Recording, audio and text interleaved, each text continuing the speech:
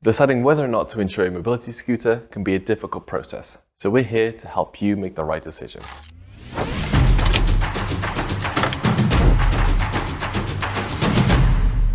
The statistics speak for themselves, with 19 to 42 deaths annually on the road alone, with hundreds more happening on the pavement. To decide whether you should, we can see if your scooter is eligible for insurance. Eligibility can have a big impact on the scooter that you purchase, and will also help you know if insurance is worth pursuing. If your scooter is over the cost of £50 and under 30 years of age, you can insure it. Now, let's look at some of the benefits of insuring your mobility scooter. While the vast majority of these accidents don't lead to physical harm or death, a lot of them can leave your scooter damaged or unusable, taking away your independence. This is where insurance can come in handy, getting you back up and running as quickly as possible.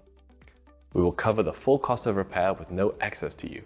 Our insurance policy also covers you for public liability claims, meaning if you accidentally cause physical harm to someone while on your mobility scooter or damage their property, we will pay up to £2 million on our standard cover and up to £5 million on our Insurance Plus coverage. You also don't just have to take it from us, the Department for Transport State. It is strongly advised that people take out insurance to cover personal safety, other people's safety, and the value of the vehicle. While Disabled Motoring UK state, although insurance for mobility scooters or power shares is not a legal requirement, it is highly recommended. So at the end of the day, the decision to insure a mobility scooter is entirely yours.